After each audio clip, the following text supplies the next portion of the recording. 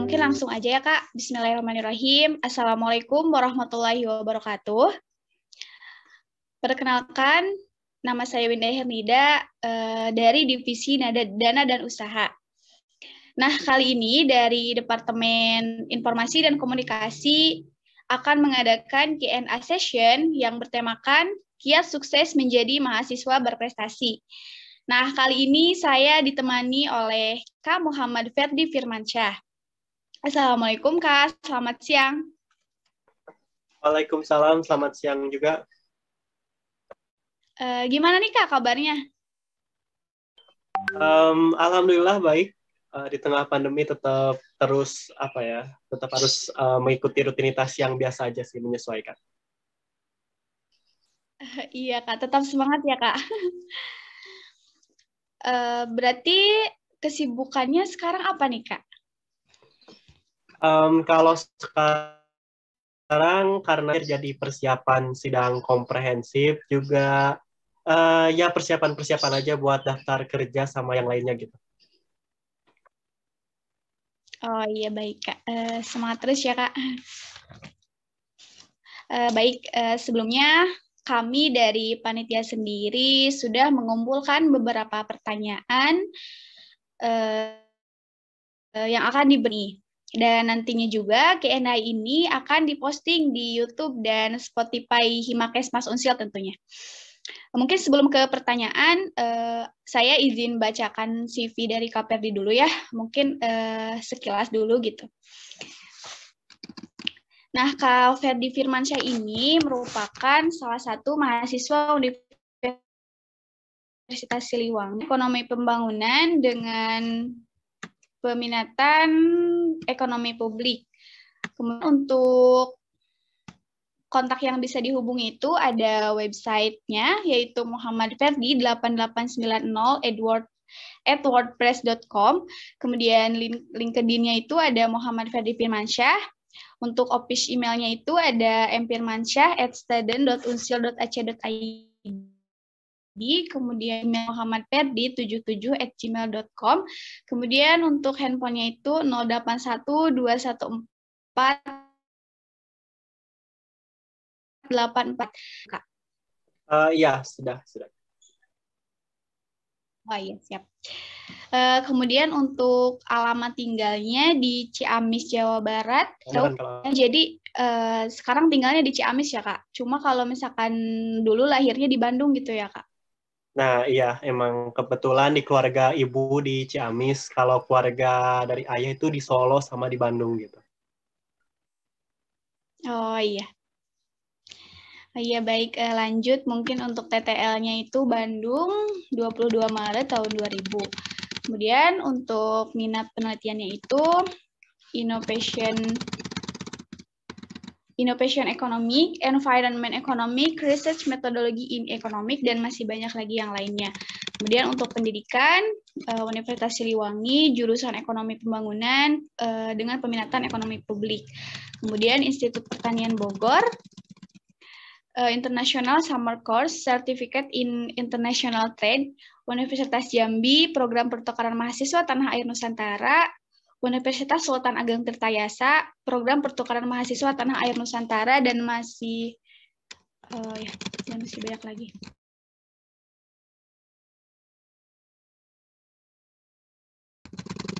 Itu yang pertama ada Operational Director, Kelompok Studi Pasar Modal atau KPSM, Universitas Siliwangi tahun 2021.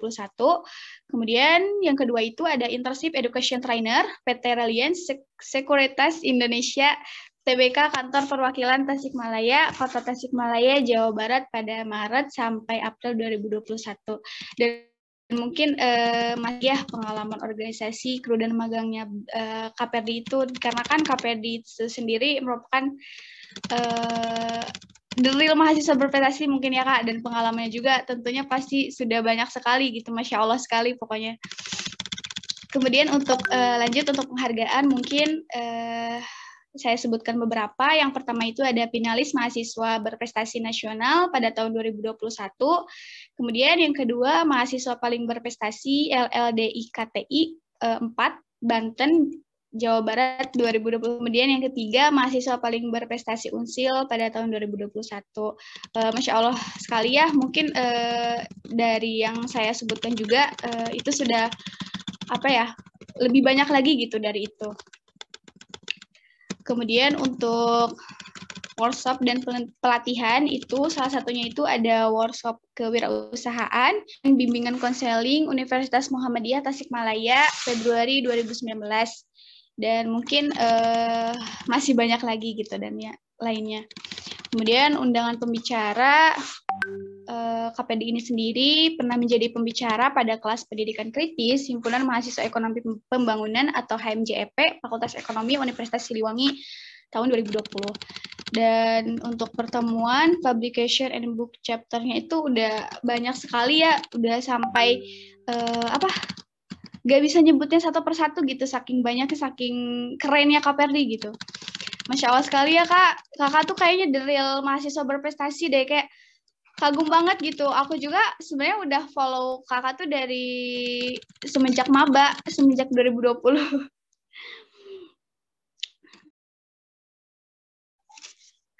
Tapi sebelum mengenal lebih jauh gitu ya tentang Mawapres atau mahasiswa itu sendiri, alangkah lebih baiknya kita itu lebih tahu gitu, apa sih mahasiswa berprestasi itu?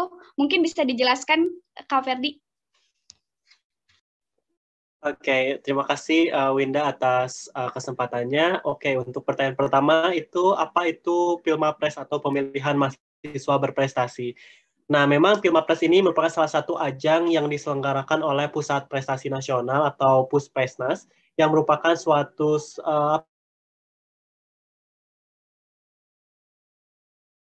lembaga di Kementerian Riset, Kementerian Pendidikan, Kebudayaan, Riset dan Teknologi. Di situ menaungi suatu ajang. Jadi Pilmapres ini adalah suatu ajang perlombaan yang memang menyeleksi mahasiswa secara individual.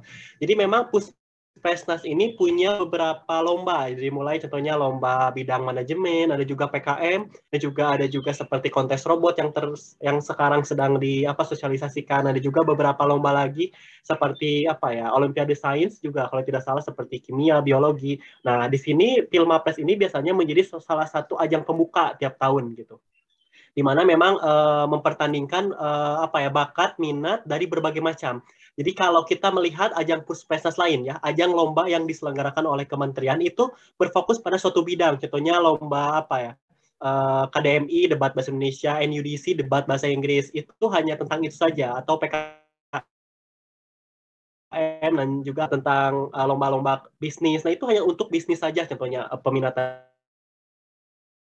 Tapi untuk Pilmapres bagi Anda, contohnya mahasiswa-mahasiswa yang punya bakat dalam bela diri, seni lukis, atau teater, itu bahkan bisa ikut serta dalam Pilmapres. Karena memang yang dicanangkan di Pilmapres adalah mencari seseorang mahasiswa, jadi secara personal, yang memang berdedikasi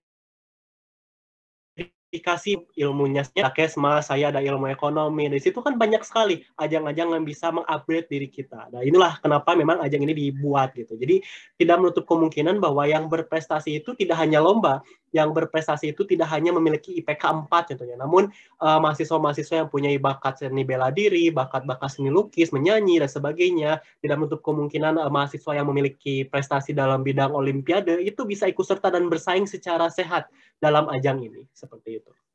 Oh iya baik Kak, luar biasa sekali ya. Berarti kalau misalkan buat caranya gitu Kak, cara penilaiannya gitu Kak, kriteria yang kayak gimana sih gitu? Baik, memang kalau kita melihat dari sejarah panjangnya gitu ya, dulu memang ada sejenis mahasiswa teladan, namun memang Ferdi agak tidak terlalu melihat perbedaannya. Namun sistem dalam penilaian Pilmapres atau pemilihan mahasiswa berprestasi saat ini itu dibagi, kalau di universitas yang bagus itu ya, yang mungkin yang agak kompleks itu bisa dibagi dari jurusan. Jadi ada seleksi jurusan, fakultas, universitas. Nah ini yang unik di seleksi regional Eledikti dan juga seleksi nasional. Nah, pada kesempatannya memang Ferry sendiri pernah merasakan 3 sistem yang berbeda, yaitu tahun 2019, 2020, 2021, dan ketiga-tiganya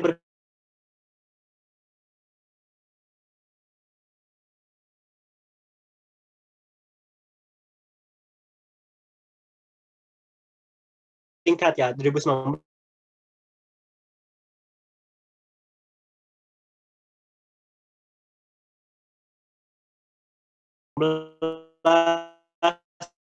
2012 itu kalau di Unsil sendiri itu biasanya langsung delegasi fakultas gitu. Jadi mungkin yang punya prestasi mungkin langsung aja diseleksi. Nanti di tingkat UNIF kepilih satu dan lalu nanti ke nasional. Di nasional langsung aja ada tahun 2019. Tahun 2019 ya. Tahun 2020 itu agak beda karena memang mungkin ada pembaharuan di Unsil, jadi ada seleksi fakultas. Mungkin yang sekarang sudah seleksi seperti FKIP, FEB pun mau, semua fakultas sudah mulai menyelenggarakan seleksi, jadi nggak asal nembak gitu sekarang mungkin Unsil. Tahun 2020. Nah, namun di situ memang itu adalah kali pertama ketika Ferdi jadi kepilih jadi Mapres pertama tahun 2020, angkatan 18 yang notabene bersaing sama angkatan 17, itu memang agak unik. Nah, di situ seleksinya agak beda. Kalau tingkat UNIF itu masih sama dari tahun ke tahun, yaitu hanya menyeleksi seperti bahasa Inggris, presentasi bahasa Indonesia, presentasi bahasa Inggris ya tadi, lalu juga ada tingkat kemahasiswaan. Nah, jadi tahun ini seperti wawancara, karya apa aja yang kamu pernah bikin, lalu apa lomba yang ingin kamu tunjukkan, keahlian apa yang ingin kamu tunjukkan. Itu agak sama sih 2019, 2020, 2021. Namun tingkat nasional yang beda. Tahun 2018 itu agak main langsung announce aja, kayak kita kirim berkas, announce aja 10 besar nasional. Tahun 2020 itu ada pembaharuan di mana setelah kepilih UNIF, ya setelah seleksi fakultas, seleksi UNIF, ada seleksi yang namanya seleksi tes tulis. Jadi ada tes tulis kebangsaan dan juga tes tulis. Nah, di studi ini memang agak unik di mana kita tes tulis dulu lah ibaratnya tahun 2020, baru kita bisa langsung ke nasional. Jadi nggak ada istilah regional. Nah, tahun 2021 pas aku ikutan lagi, ternyata beda lagi seleksi nasionalnya. Kalau unsilnya masih sama-sama aja. 21 kemarin itu seperti ada suatu penyegaran di mana kita itu dibagi. Jadi beberapa universitas yang berjenis PTNBH, perguruan tinggi berbadan hukum, itu akan nyatu dengan mereka sendiri aja gitu. Jadi seleksinya gitu, sesama PTNBH lah gitu, seperti ITB, IPB yang mereka akan seleksi regional. Nah, kita sebagai Unsil yang masih satuan kerja itu akan berkumpul dengan beberapa universitas yang masih pada tingkatan seperti Badan Layanan Umum, BLU, juga Satker. Jadi kemarin itu Ferdi di LADIKTI 4 itu sama seperti ketika bertemu Unsika, kan itu masih negeri tuh. Tapi aku juga bertemu dengan Telkom, dengan Universitas Parahyangan, dan sebagainya. Dan kita mengikuti seleksi secara regional, LADIKTI 4 gitu. Sama seperti Untidar yang ada di Jawa Tengah, dia LADIKTI dulu, karena masih contohnya BLU atau Satker. Berbeda dengan UG, berarti kan, ITB itu udah PTNBH gitu, udah beda seleksinya. Nah, di situ tahun 2021 memang ada suatu penyegaran di mana ketika sudah seleksi universitas, itu kita naik ke regional dulu. Berarti Ferdi bersaingnya hanya dengan LADIKTI 4 aja, Universitas Parahyangan, Telkom, dan sebagainya. Nah, di situ memang alhamdulillah dapat peringkat 1, namun di situ memang ada announce di mana yang peringkat 1 pun belum tentu bisa ke nasional gitu, karena jatahnya hanya 15 dari banyak LADIKTI gitu. Kan dari Aceh sampai Papua gitu, hanya 15 orang yang bisa kenal ke kementerian yang beneran gitu ya, ke nasional. Nah, di situ memang diseleksi kembali dengan ada tambahan itu sejenis speech atau pidato dalam bahasa Inggris. Ikuti aja, waktu kebetulan ikutin, lalu saya itu baru masuk 15 orang. Nah, di situ 15 besar untuk nasional yang tahun 2021 itu cukup unik, di mana ada gabungan mana yang terbaik dari PTNBH dan mana yang terbaik dari LADIKTI, termasuk Unsil yang masuk persaingannya di LADIKTI gitu. Nah, jadi memang bagi yang ingin berminat untuk bisa ikut Pilmapres, memang setiap jurusan pasti punya seleksinya masing-masing. Bisa jadi dari IPK atau dari lomba. Tiap fakultas juga bisa masing-masing. Contohnya seperti FKIP masih bisa menggunakan bahasa Indonesia contohnya. Kalau FEB udah 2 tahun berturut-turut full English, full bahasa Inggris gitu. Seleksi Pilmapresnya. Bisa jadi di FIK mungkin beda lagi. Namun ketika perjalanan saat ini memang untuk seleksi seperti ini ada peran aktif dari fakultas juga, karena memang kadang-kadang lembaga bisa aja ketinggalan info, itu yang paling agak susah sih kalau di UNIF gitu biasanya. Jadi seperti itu. Oh iya, baik Kak, Masya Allah gitu. Aku kepo nih Kak, terkait kebiasaan apa aja sih yang suka Kakak lakuin gitu, kayak kebiasaan-kebiasaannya apa aja gitu Kak. Sampai Kakak jadi yang saat ini gitu. Jadi kebiasaannya memang kalau Ferdi sendiri, karena Ferdi kuliah S1. Jadi memang ketika Ferdi masuk kuliah, Ferdi melihat bahwa saya kuliah S1 beda dengan D3. Kalau D3 teman-teman Ferdi di perbankan itu keahlian. Maka seperti magang itu sangat diperlukan untuk bisa mendapatkan keahlian. Karena memang Ferdi ketika dulu kan dari SMK dan Ferdi lihat bahwa kenapa pentingnya PKL karena keahlian. Tapi ketika Ferdi lihat bahwa ini S1 dan Ferdi kuliah selama 4 tahun, yang Ferdi pelajari adalah teoritis, bagaimana seseorang yang nanti mungkin akan melanjutkan studi atau mungkin mengembangkan keilmuannya itu pada tahap pengembangan ilmu. Makanya di situ Ferdi memiliki sejenis habit bahwa ketika Ferdi S1 ya mungkin Ferdi belajar dan menekuni ilmu itu. Karena memang ketika perjalanannya untuk ekonomi pembangunan ini tadinya bukan jurusan yang Ferdi inginkan, atau mungkin ketika awal kuliah itu Ferdi agak salah jurusan lah kalau bahasa itunya. Karena memang dulu pengennya ke FISIP, ilmu politik, dan memang di situ kan Ferdi sangat aware dan juga sangat menarik lah gitu kita berbicara mengenai bagaimana perubahan sosial dan sebagainya. Di situ Ferdi melihat bahwa suatu ilmu itu mau tidak mau harus kita pelajari. Atau kalau kata guru Ferdi bilang, apa yang ada di hadapan Ferdi itu yang Ferdi harus hadapi. Makanya ketika ada mata kuliah, ekonomi, berhitung, dan sebagainya, gak expect bahwa masuk sosial humaniora, tapi malah banyak matematikanya seperti ini, ya mau gak mau Ferdi hadapi. Maka habit yang harus Ferdi bikin adalah, ya Ferdi mau gak mau harus belajar, karena adalah jurusan Ferdi, dan Ferdi harus mencari karir dalam jurusan Ferdi. Contohnya mungkin di Kesmas ada K3 dan sebagainya, itu adalah suatu pathways atau jalur kalian gitu. Nah, di situ Ferdi mengembangkan di situ, dan Ferdi lebih memilih bergabung ke beberapa organisasi profesi mahasiswa seperti di Jakarta atau di Unsil sendiri, di kelompok studi pasar modal, di English Debating Society yang memang berorientasi pada peningkatan skill gitu. Jadi di situ Ferdi tetap mengena organisasinya, tetap mengena sosialisasinya dengan mahasiswa dan juga bisa mendapatkan banyak ilmu gitu. Jadi memang habit di sini adalah bagaimana kamu menemukan pathway. Jadi ketika kalian kuliah S1 tapi belum menemukan pathway, segera menemukan kalian itu kemana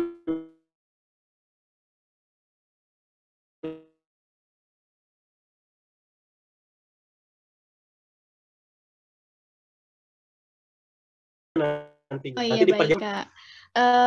Berarti ada nggak Kak nih kayak tips buat manajemen waktunya gitu Kak? Buat menanggulangi itu tuh. Oke, kalau manajemen waktu itu memang cukup padat. Karena memang ketika kamu suka dengan suatu bidang, apalagi di jurusan kamu contohnya, saya di ilmu ekonomi atau Winda di kesehatan masyarakat, itu ketika kamu suka dengan apa yang kamu lakukan itu waktu itu akan sangat fleksibel. Contohnya seperti ini, ketika kamu suka dengan ekonomi seperti tadi, satu sisi kamu kuliah di Unsil, satu sisi kamu kuliah di IPB, yang satu sisi kuliah bahasa Indonesia, yang satu sisi kuliah bahasa Inggris. Tapi ketika kamu aware dan juga kamu kamu peduli untuk karir kamu ke depannya, ketika kamu ingin S2 atau ketika kamu ingin bekerja di perusahaan yang bersertifikasi pasar modal, di situ kamu akan mengejar dan kamu akan memanage itu. Tapi kalau Ferdi sendiri, tips untuk manajemen waktu adalah Ferdi mungkin agak berbeda, namun mungkin bisa juga untuk dicocokkan dengan habit waktu kalian, di mana memang biasanya untuk pagi-pagi ke siang itu kuliah. Makanya memang selama Ferdi di Unsil itu kuliah terus pagi. Tetap harus pagi. Nah, gitu. Nah, jam 1-an itu mulai organisasi-organisasi lain. Udah ada webinar tentang pasar modal, udah ada webinar tentang ekonomi, tentang beberapa masukan seperti pengkajian APBN itu sudah mulai. Jadi jam 1 ke jam asar itu udah gak ada kuliah di Unsil. Ada juga kuliah di luar biasanya seperti kemarin Permatasari dan juga kuliah di IPB itu rata-rata jam 1-an gitu waktu Ferdi ambil. Nah, di situ Ferdi ambil, lalu juga di situ biasanya kalau gak ada kegiatan, Ferdi isi dengan kegiatan yang meningkatkan karir pet karir atau jalur karir lah gitu maksudnya. Contohnya seperti ketika Winda ingin fokus kepada epidemik atau contohnya K3, nah itu waktu yang cocok mungkin setelah selesai kuliah, jadi gak ada lagi pikiran, explore K3 itu apa, materinya apa. Sampai pun Ferdi lihat seperti sertifikasi dalam pasar modal, materinya apa saja, itu refreshnya itu jam 1 sampai jam 3-an gitu. Nah, jam sore itu bagian istirahat, nah malam itu baru belajar lagi gitu biasanya. kalau gak ada kegiatan seperti nongkrong sebagainya. Tapi ingat, itu tetap penting loh. Bahwa ketika kalian bermain, ketika kalian nongkrong bersama teman, nonton film, itu penting. Tapi ada pentingnya juga untuk memporsi. Contohnya seminggu paling ada 7 hari ya. 3 harinya nongkrong, 4 harinya belajar. Karena memang apa ya, itu seorang mahasiswa gitu yang memang tetap harus belajar gitu. Jadi memang ngerjain tugas, ngerjain penelitian sama dosen, publikasi itu malam biasanya, yang agak produktif walaupun bisa sampai jam 12 gitu. Jadi memang memanage waktunya jangan sampai agak, kalau Ferry sendiri jangan sampai agak menyebar, jangan sampai ada kuliah pagi dan kuliah sore. Nah ini sorenya kadang mengganjal gitu, makanya Ferry sering ngambil kuliah pagi semua gitu. Jadi tetap kalian harus fokus kepada apa yang wajib bagi kalian, yaitu kuliah, SKS yang benar-benar penting, pokoknya harus kalian amankan. Di satu sisi kalian jangan hanya pokoknya aja, tapi suatu saat nanti mungkin ada tantangan yang berbeda. Di situ kalian harus menyiapkan pathway kalian. Apakah kalian ingin menjadi analis, kalian ingin S2, itu porsi yang harus kalian juga kasih ke hidup kalian selama S1. Itu mungkin, Winda. Oh iya, baik Kak. Mantap sekali. Oh iya Kak, tadi tuh ada yang kelewat. Ini kepo nih terkait persyaratan buat menjadi gitu, termasuk di Unsil sendiri gitu. Apa aja sih Kak gitu? Detailnya tuh apa aja gitu? Oke, itu teknis, tapi itu sangat menarik untuk bisa dipelajari banyak mahasiswa yang tertarik. Kalau Unsil itu biasanya selalu mengikuti selalu mengikuti pedoman dari Pilmapres yang berlaku untuk setiap tahun. Namun memang untuk seleksinya tetap dibebaskan setiap fakultas. Jadi ada beberapa mungkin persyaratan yang perlu untuk bisa disiapkan adalah IPK. Walaupun IPK di Unsil itu biasanya adalah penilaian nomor 4. Jadi biasanya ada 4 ya, tadi ada presentasi dan karya tulis bahasa Indonesia, presentasi dan karya tulis bahasa Indonesia, ada kemahasiswaan,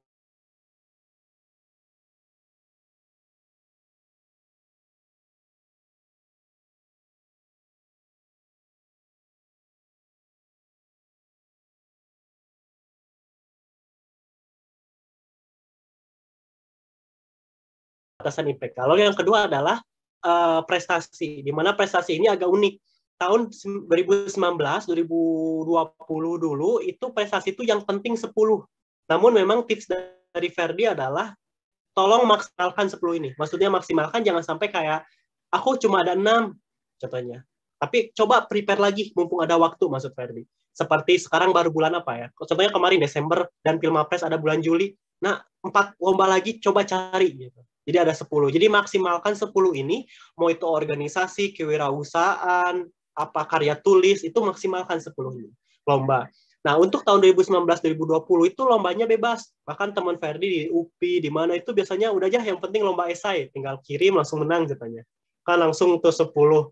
Tapi tahun 2021 ini mungkin yang perlu pertimbangkan bagi kalian yang ingin mendaftar Pilmapres tahun 2022 adalah 10 ini hanya bisa didaftar untuk 3 kategori atau lebih dengan syarat kurang dari 4.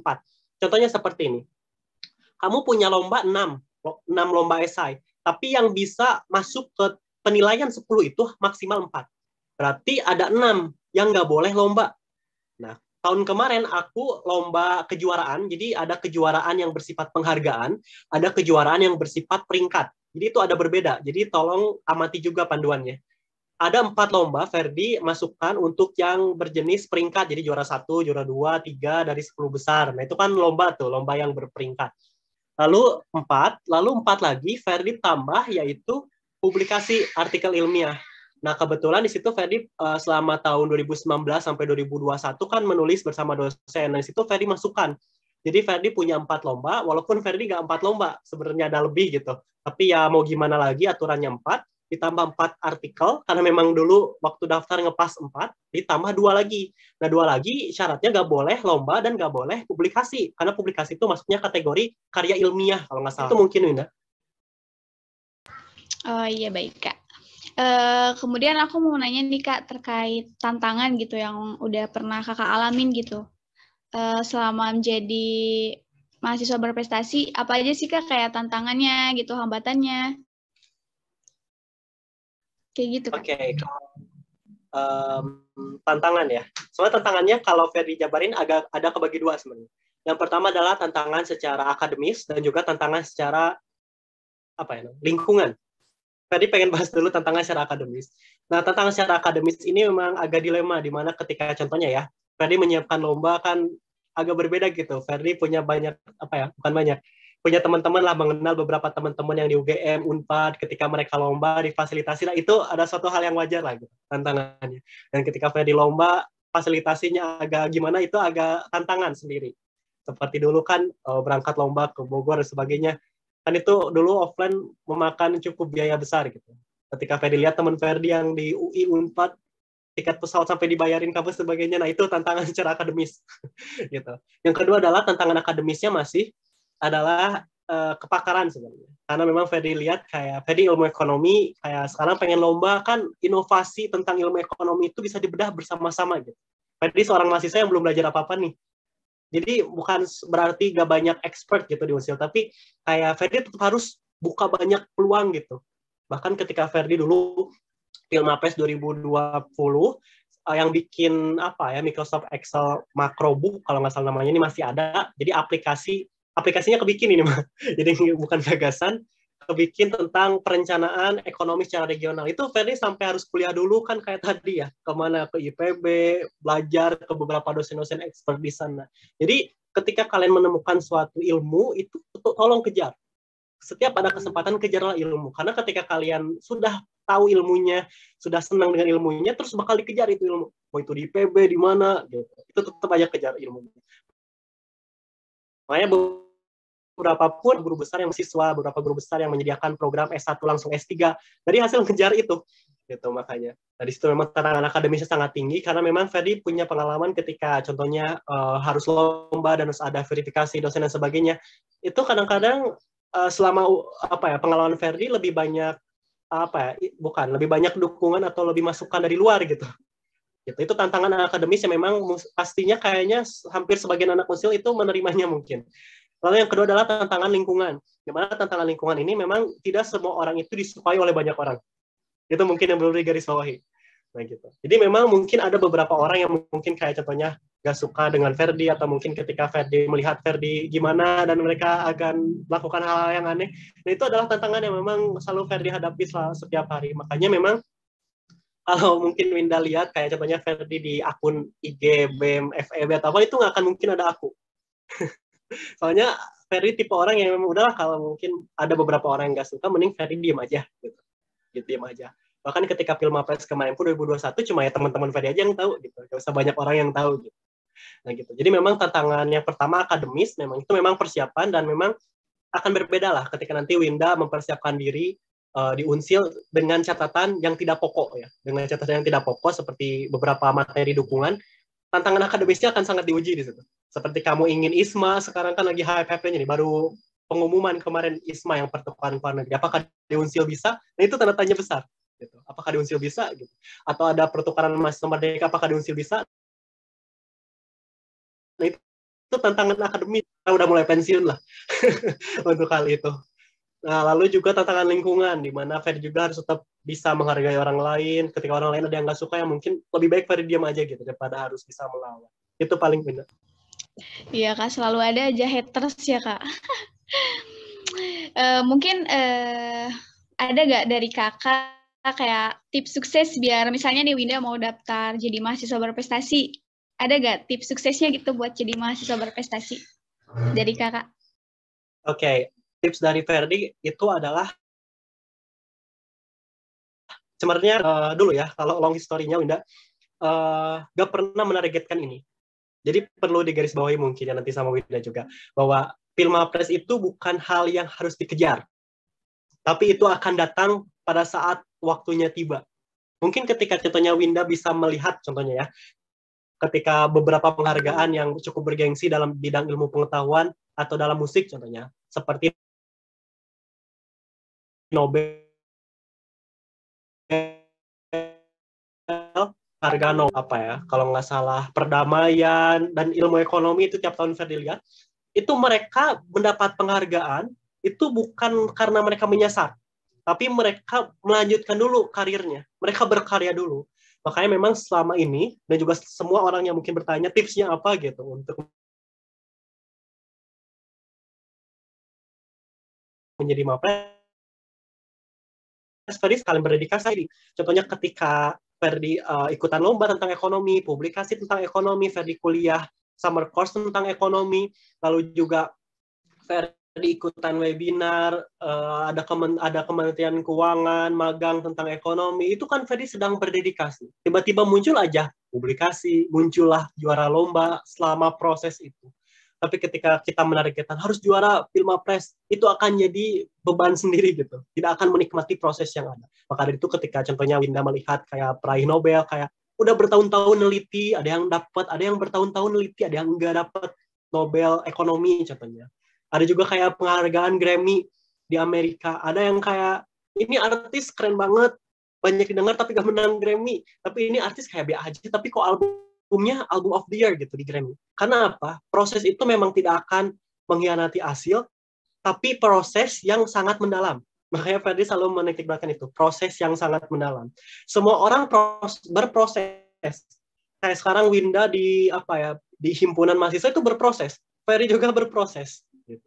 Tapi mungkin ketika banyak orang yang bertanya, kenapa Ferdi yang mendapatkan? Mungkin ada perbedaan mendalamnya.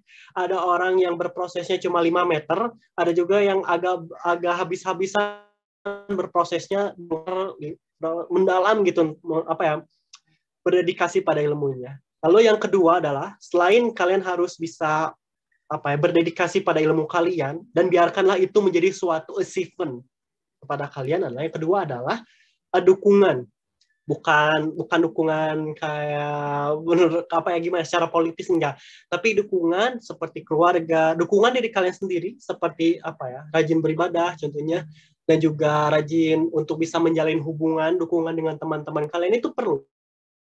Makanya tadi untuk bisa di solve gitu, diatasi gitu. Jadi dua, yang pertama adalah jadikan itu bukan tujuan tapi achievement. Bisa jadi achievement itu, penghargaan itu bisa jadi datang ke kamu, bisa enggak gitu. Tapi yang penting kamu berproses secara mendalam dan berdedikasi di kamu. Yang kedua adalah dukungan baik secara pribadi, kamunya mau untuk bisa berproses, kamunya mau untuk memaksakan diri untuk bisa berproses lebih maju,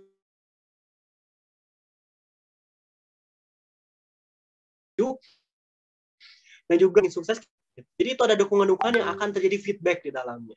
Begitu mungkin. Oh iya, baik Kak. Berarti kayak kita tuh harus ada nggak sih Kak kayak kegiatan-kegiatan yang jadi faktor pendukung gitu? Misalnya nih Winda harus mulai dari mana nih, harus ikut kegiatan apa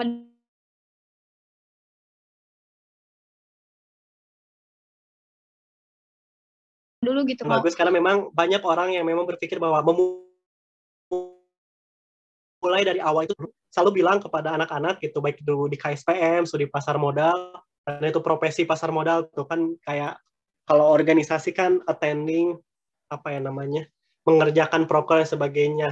Tapi kan harus mendalami ilmu pasar modal gitu, yang harus belajar lagi. Ada juga di sekolah di Siliwangi Research Club juga di bagian riset, mungkin mereka agak bingung dan agak panas mendengar kata-kata riset yang sangat berbelit-belit. Di situ Ferdi selalu bilang bahwa segala yang diawali dari awal pasti susah kalau di usia muda. Namun di situ Ferdi lihat bahwa semua orang punya jalannya masing-masing.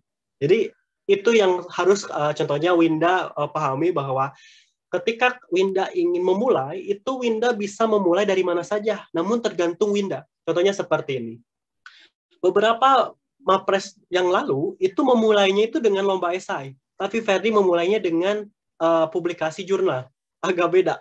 Karena Ferdi melihat bahwa ketika Ferdi publikasi jurnal, akademis Ferdi akan sangat tinggi gitu ketika harus menyelesaikan suatu permasalahan matematika ekonomi yang biasanya diselesaikan S2, tiba-tiba diselesaikan anak semester 4 gitu. Gitu. Di sisi lain setelah itu baru Ferdi balikan ke bagian esai. Gitu. Jadi di situ bisa menjadi kunci di mana setiap orang itu punya jalannya masing-masing. Tapi cara untuk menemukan ini yang susah. Contohnya seperti ini. Ketika sekarang contohnya Winda di bagian organisasi, pasti jadi tantangan Winda sendiri apakah ingin mengambil konsentrasi apa seperti K3 dan sebagainya. Nah di situ akan jadi jalan bagi Winda. Makanya memang ketika setiap Ferdi webinar biasanya suka diselipin studi plan apa dulu nih biar kamu nggak kebingungan. Karena memang banyak kasus di mana kalian bingung untuk mencari jalur kalian masing-masing ketika udah lulus baru nyari jalur gitu. Kemarin kemana aja gitu ibaratnya. Gitu. Jadi memang hal terpenting yang perlu Winda dan juga mungkin semuanya awali adalah mencari apa tujuan kalian. Contohnya ketika Ferdi ingin contohnya ya, Ferdi ingin bekerja di BUMN, berarti expertise, keahlian, skill itu perlu ditingkatkan. Contohnya ketika Ferdi ingin bekerja di BEI, itu kan harus ada nih, sejak dini belajar, contohnya sertifikasi RSA, WPPE, sertifikasi CFP, CFA. Kalau bagi akuntan, AK-nya, bagi ingin bekerja di Podomoro atau perusahaan properti kan ada MAPI certification, itu dipersiapkan. Makanya Ferdi dengan tadi ya, dukungan lingkungan, Ferdi dengan teman-teman Ferdi yang mungkin Ferdi lihat bahwa ini teman-teman benar-benar tahu ketika Ferdi di atas, di bawah, dari awal sampai akhir gitu. Selalu tok sekarang kejar RSA.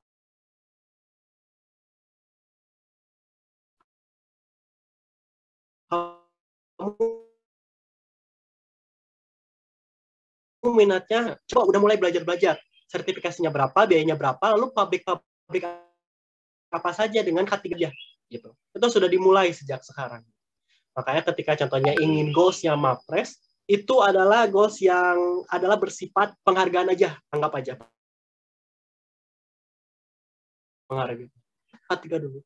Sama ketika teman-teman Ferdi ada yang intern terus, magang terus sampai lupa ada kehidupan di kampus gitu.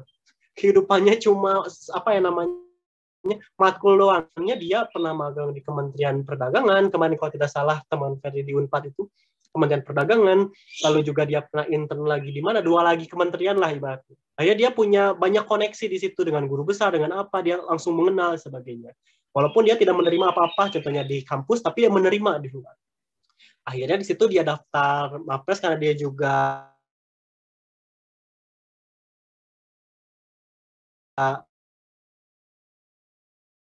apa ikutan lomba kepada diri kita sendiri. Kita itu ingin jadi apa? Karena setelah kita menentukan persiapan kita ingin jadi apa, jalan pasti akan ada banyak. Pasti ada jalan A, B, C, D. Di situ kita konsisten dan mendalam secara berproses. Orang lain akan sama jalan tolnya itu. Ketika orang lain kamu bilang kamu ke Semarang, orang lain pun pasti sama kalau dia pengen ke Semarang. Tapi ada yang nyampe, ada yang enggak. Mungkin ada yang effort banget di situ, mendalam persiapannya sampai bawa bekal dan sebagainya karena takut ada Brexit dan sebagainya. Ada juga yang kayak baru 2 kilometer capek balik lagi ke zona nyamannya. Gitu. Jadi setiap kota, setiap tujuan itu pasti ada jalan tolnya. Mengawalinya adalah dengan mencari tahu.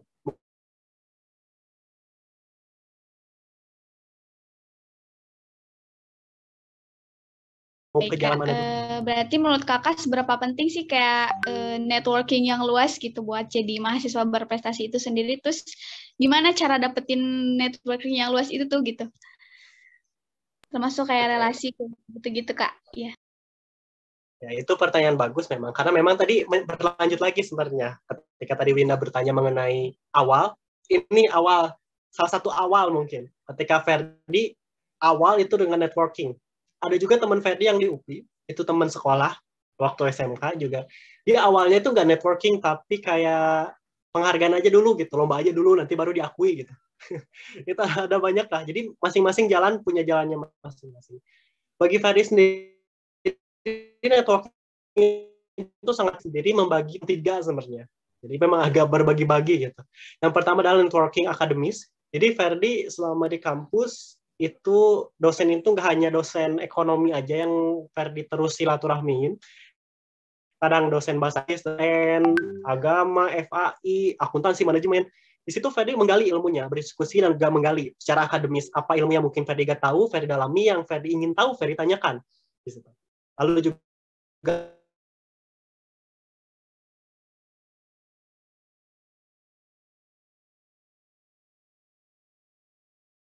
ketika Ferdi ikut di sektor publik, Ferdi dalami apa pentingnya di ilmu ekonomi contohnya. Nah, lalu itu adalah koneksi secara akademis, di mana memang mendukung akademis kamu. Jadi memang nanti bagi beberapa yang berdedikasi pada akademis, memang ini sangat penting. Karena apa?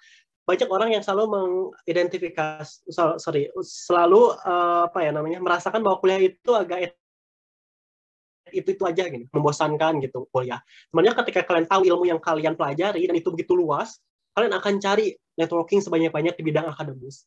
Kalau mungkin orang-orang agama mungkin selalu bilangnya seperti ketika ilmu itu, guru itu benar-benar sangat penting. Ya itu nggak salah ketika kita juga harus mengejar dosen. Ilmunya itu terus kita serap apapun itu. Itu adalah networking akademis yang sangat penting sekali. Menjalin hubungan dengan dosen bukan dalam artian hubungan akademis carmuk ya, nggak gitu. Bukan hubungan cari muka, tapi hubungan seperti akademis yang profesional. Di mana ketika kalian berdiskusi ya secara akademis, ketika tidak perlu diskusi ya nggak usah.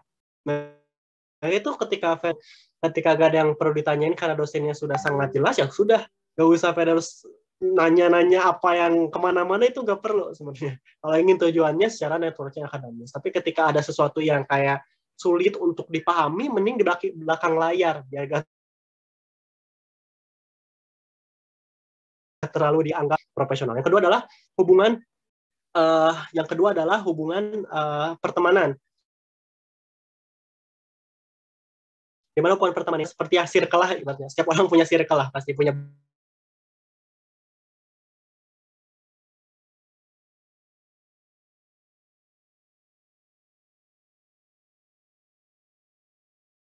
bestinya masing-masing. Lalu juga networking tentang apa ya namanya?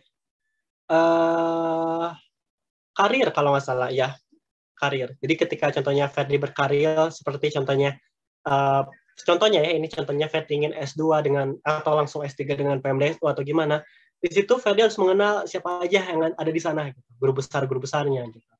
Oh iya, sorry, itu karir. Lalu yang terakhir adalah networking secara politis gitu. Jadi networking karir itu seperti itu ya, karena seperti ketika kita magang kan kita harus tetap tuh kenalan dengan yang punya perusahaan, itu penting.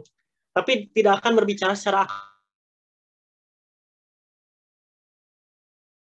akademis. Kalau hubungan secara karir itu akan berbicara tentang masalah biasanya. Ketika financial educator itu belum mampu mensosialisasikan keuangan pada generasi muda, apa masalahnya dan apa produk sekuritas yang perlu untuk disosialisasikan. Lalu yang terakhir adalah networking secara politis. Ini tidak menutup kemungkinan. Karena apa? Kita hidup pada sistem yang sangat unik gitu. Jadi memang seperti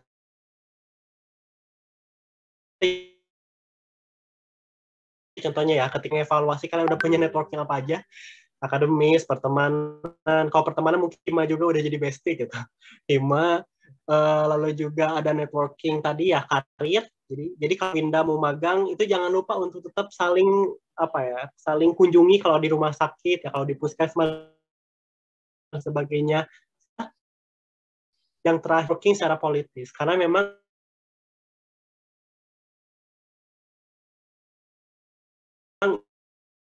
ini agak unik dan sebagainya. Kalau cowok-cowok kan kayak sekarang perang Rusia itu yang lebih hangat gitu, atau menceritakan tentang diskusi-diskusi. Namun ini sangat penting loh, networking secara politis. Namun memang tidak semua orang bisa memasukkannya, tidak semua orang bisa menikmatinya. Contohnya ketika kamu bergabung dengan organisasi eksternal, kamu bergabung dengan organisasi kemasyarakatan, itu bisa jadi networking secara politis. Karena apa? Contohnya kan seperti ada organisasi kemahasiswaan eksternal, itu punya rekam jejak ini sampai ke atas. Kayak contohnya ya, organisasi eksternal A, dia punya alumni jadi gubernur ibu kota, punya mantan wakil presiden, yang B punya anggota DPR dan sebagainya. Itu bisa jadi salah satu tadi. Ketika Winda bertanya, harus jalan dari mana dulu. Kamu bisa melihat 4 networking ini, kamu akan mendengarkan. Makanya memang di awal kamu menjadi seorang yang pendengar yang baik. Kamu melihat bahwa orang lain ngawalinya dari mana dulu. Tadi kan udah dibahas ya terkait organisasi gitu, pentingnya networking organisasi. Mungkin terakhir tuh pertanyaannya, menurut kakak nih, organisasi apa aja sih yang mesti diikutin gitu, yang mendukung buat jadi mahasiswa berprestasi gitu? Oke, itu pertanyaan yang sangat bagus.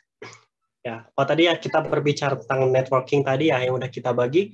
Nah, di sini beberapa organisasi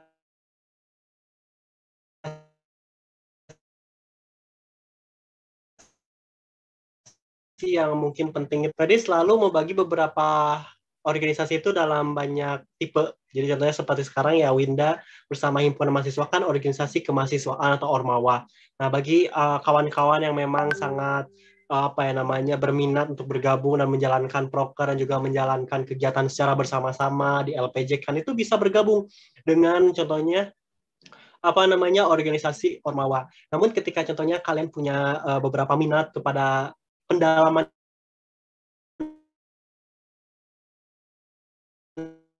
karir lah bisa di, tapi bukan Ormawa gitu. Makanya memang contohnya ya seperti kan kalau di Unsil sendiri yang Ferdi tahu ya, pada English Debating Society itu kan kalau kalian mau minat mempelajari debat bahasa Indonesia, bahasa Inggris maupun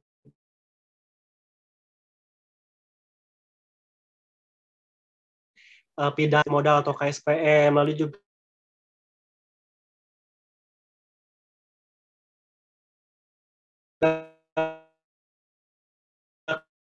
kalau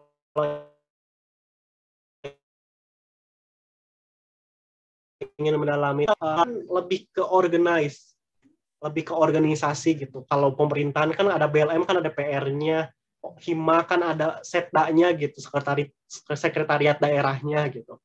Tapi kan kalau dia berbentuk seperti SRC, KSPM, ini kan walaupun ada organisasinya, ada PSDM-nya gitu, tapi kan ada satu keunikan di mana mendalami suatu hal. Itu bisa kalian ikuti untuk hal-hal seperti itu. Ada juga beberapa organisasi regional lain, seperti contohnya ya, Ferdi agak lupa gitu apa ya, Ikatan Senat apa gitu ya contohnya ya, kayak di FEB ada Ikatan Senat Mahasiswa Ekonomi atau ISME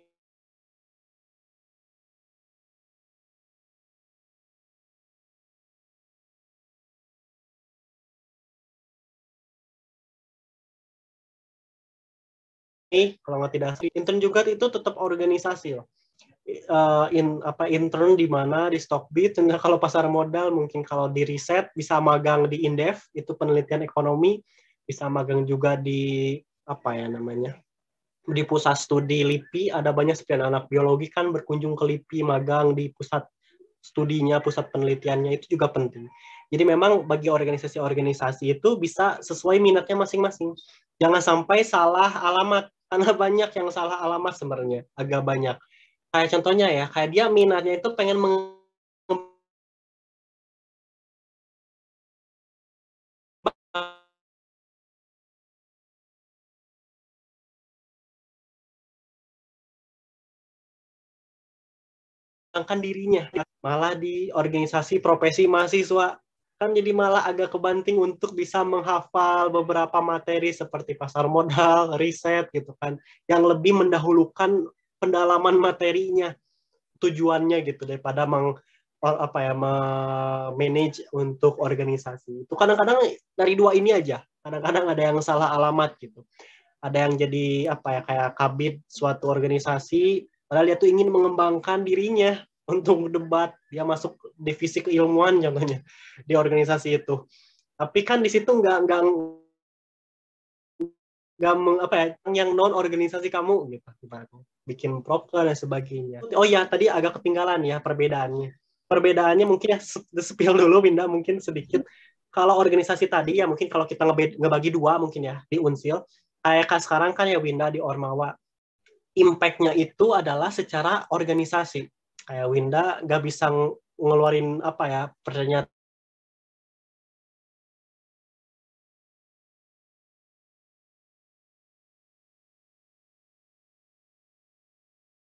di LP baratnya gitu. Tapi kalau kita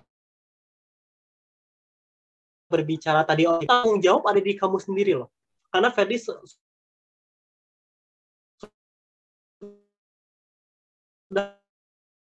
merasakan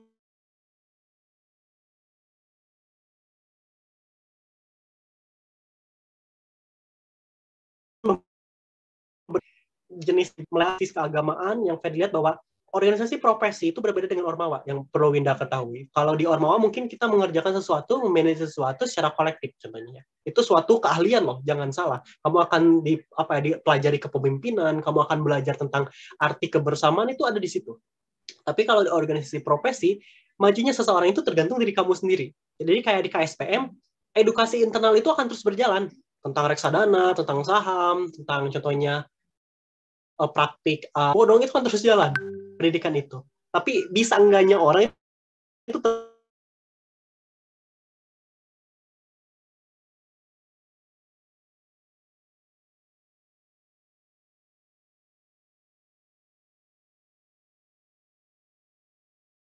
tergantung kamu belajar sama gitu, dapat divisi yang sama gitu ya, semuanya itu dapat materian yang sama, edukasi riset 1 2 3 4 5, edukasi internal 1 2 3 4 5 sama. Cuma yang membedakan di profesi adalah berkembangnya seseorang itu tergantung orang itu sendiri gitu. Jadi ketika kalian memilih suatu organisasi, kalian lihat kalian ingin mengembangkan skill kalian secara bersama-sama, memanage secara bersama-sama kolektif, atau kalian ingin memanage kalian diri sendiri untuk bisa debat kah? Berarti kan nggak bisa rame-rame tuh, sedivisi Winda disuruh belajar debat semua. Itu nggak mungkin gitu kalau di postur organisasi berbentuk ormawa contohnya. Walaupun itu bisa, tapi kan secara itunya nggak ke sana gitu. Pasti ada suatu organisasi otonom sendirilah yang perlu diciptakan untuk menaungi Winda yang ingin belajar debat di FIK. Kalau nggak salah dulu ada ya namanya SFR atau apa gitu, yang FIK tuh punya grup riset sendiri gitu. Kan itu terpisah dari BEM-nya gitu. Nah, seperti itu. Gitu mungkin, Winda. Jadi, tergantung organisasinya, tapi dua-dua organisasi ini punya kelebihan, kekurangan, tapi dua-duanya memiliki hal positif sendiri. Oh iya, baik, Kak. Mungkin sudah ya, Kak, sesi Q&A kali ini.